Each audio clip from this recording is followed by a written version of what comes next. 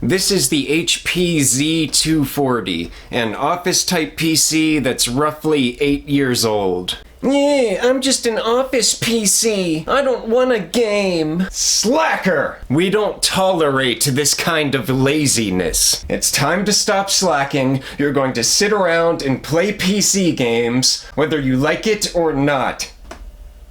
Wait. Alright, small form factor, office PC, 8 years old. Not really the best choice for gaming, but we're gonna see what we can do. Alright, as mentioned, this is the HP Z240, and actually when you can find it for cheap in the Micro Tower model, it's a pretty good option for a budget gaming computer. For example, in the past, I paid around $160 for a Micro Tower model. Came with 32 gigabytes of RAM, the i7 6700, and after installing a GPU, it's pretty decent as far as budget gaming goes. Now at $70, this was especially cheap, but obviously it's not the Micro Tower model. And obviously this leaning tower of computers is not as stable as, say, the average chair desk. But I digress. This is the SFF, or small form factor model, which, because of its smaller size, might be a hindrance for upgrades. But not to worry,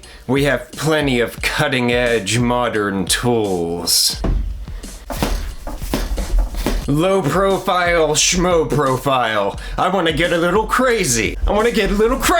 Actually, we might not even have to get that crazy. When I originally got this because of its size, I was thinking I was going to have to cut up the case and, well, it's probably better to say butcher the case, in order to fit like a new power supply and a full profile GPU. I could use a low profile GPU, but the low profile GPUs that are actually decent tend to be a lot more expensive than their full profile counterparts. But that being said, I may have come up with a scheme where I don't have to mess with the case or leave it open or anything like that at all, which we'll go over. But first, let's just cover the specs that it came with real quick, and then we'll get into the upgrades and see if we can turn a small form factor office PC into a legitimate budget gaming PC. Kind of like we can turn a chair into a budget, legitimate chair desk. Generally, when I browse for this PC on eBay, I look for a cheap one with the i7 6700. This PC, at least the Micro Tower model, holds up to an i7 7700, but those are pretty rare to find for cheap, and it seems like the 7700 really isn't that much better than the 6700,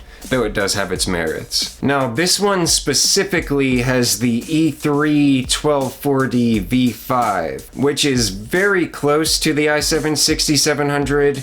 It's just not quite as fast, and it doesn't have integrated graphics. However, it is 4 cores, 8 threads, but 3.9 gigahertz turbo boost compared to the 4.0 gigahertz of the 6700. Also, this holds DDR4 2133 megahertz RAM. It came with 8 gigabytes, but I've got plenty of DDR4 laying around, so we're going to go ahead and run 16. And after that, let's talk about the plan for the other upgrades. So you can see with the small form factor, even though I have adapters that'll allow us to connect a new power supply to the motherboard, there's just physically not enough space in the computer itself, not if we want to be able to close the case. Now, I was just going to do this whole thing with the case open and then figure out later what to do with it. But if you saw the last video, you know that I recently discovered these. This is a flex power supply, and as you can see, it's really compact. And I mentioned this last time, but in the past, I never really even looked for these because it seemed like they were either too low powered, or if they had enough power, they were super expensive. This one though is 400 watts, and I found it for just over $40. So if it's enough to power our machine, machine, it's obviously small enough to fit inside the case. Now, it worked in the last build, and that's pretty sweet because it's nice to have something that actually fits. But I should also mention there's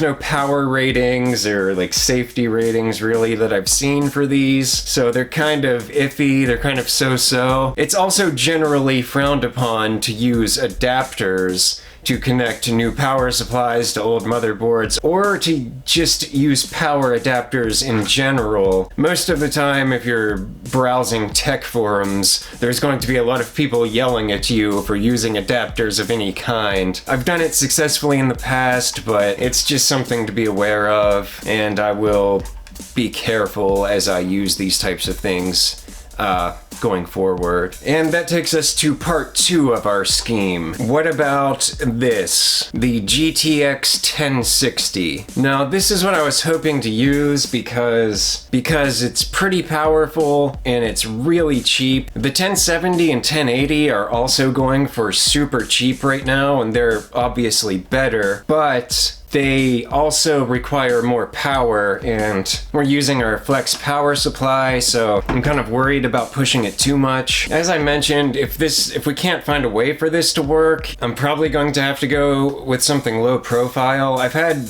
recommendations in the comments that didn't look bad. It's not like they're horribly expensive for a decent low profile GPU. It's just that they're more expensive, and these are the ones I have laying around. But as you can see, there's no room in the case. Now, we're presented with a few options here. I could just cut the case to make enough room, but there's obviously downsides to that. 1, it doesn't look as good. 2, if I ever want to sell this in the future, that's kind of out the window. If I've chopped up the case, it's not like I can just put it back together somehow. And 3, if the case is cut in order to fit the GPU, you're not really going to be able to stack the computer or put it somewhere that you otherwise might be able to put the complete computer. So, the potential scheme, I have one of these riser cables. It's not the ideal one or the ideal shape or size or anything, but I'm thinking maybe we can use one of these to still fit the GPU in the case. Now, as you can see here, there's this sort of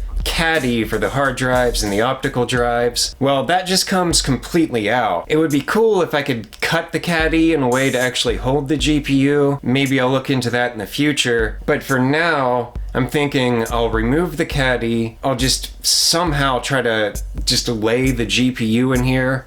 Eventually I'll need to make a mount or something, some way to actually affix it in there in a way that's decent and where it's not making contact with any metal or anything. But the general plan is to take this ribbon cable, see if it can run to the other side of the case, and if we can just have the GPU just sitting in there somehow where that caddy currently is. The whole thing's getting a little sketchy, but that's kind of our style. Alright, let's start digging in and see what we can do. First, I'm removing the hard drive cage to give us some room to work in here. Also, we're going to need it out of the way when we mess with the GPU. There's nothing in there I really need, so it won't be missed. Also, in the interest of making some room, I'm removing excess cables. We won't need any of the SATA cables because I'm running everything from an M2 drive, which, side note, every time I've tried to install directly to this drive slot on the 240 in the past, it never registers during the install process. But I found that if I already have the operating system installed to the drive, and then I drop it into the M2 slot fully loaded, it actually boots up just fine, which is a pleasant surprise because that's definitely a bonus to be able to boot from that M2 drive to run our operating system and core applications off that faster SSD. Here is our adapter that we're going to use for the power supply. As I've mentioned before, a lot of these old HPs have these sort of proprietary connectors on the motherboard. You won't find them on a typical newer power supply, hence the adapter.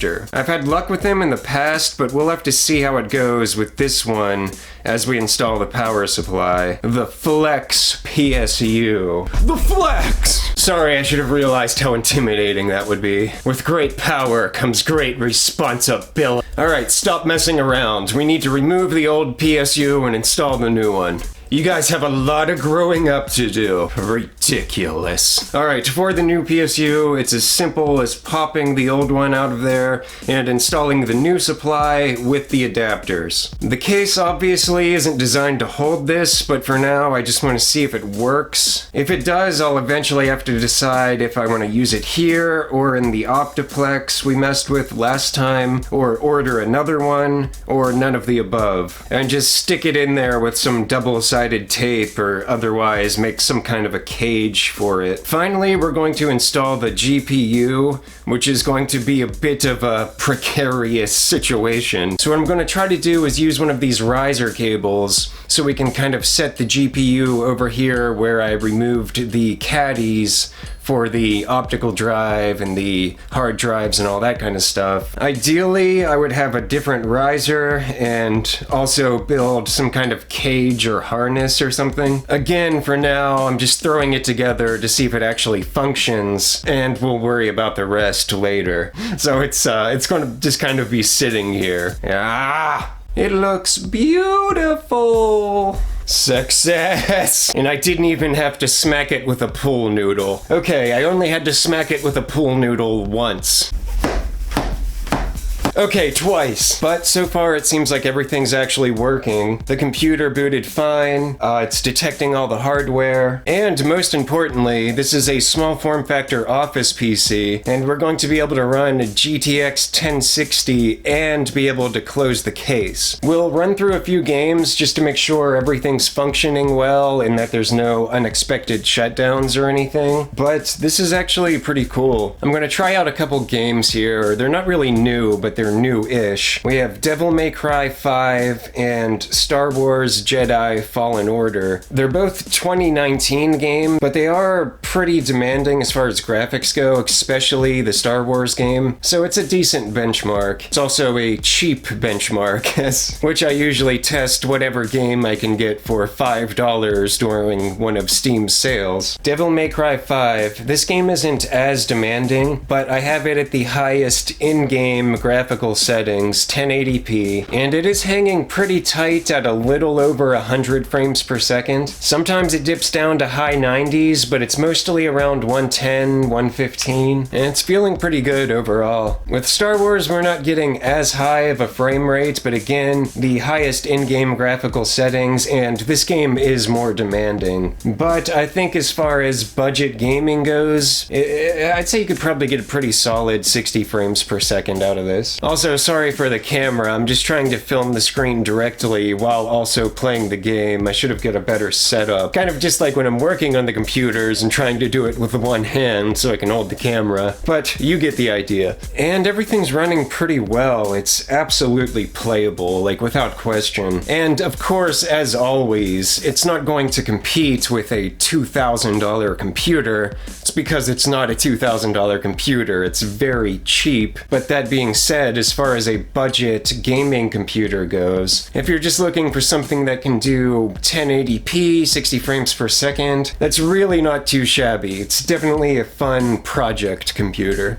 But I think that's going to be about it for this project. Once again, thank you to everyone who's watching. I really appreciate all of you, and hopefully I'll see you for the next video. Alright, catch you later.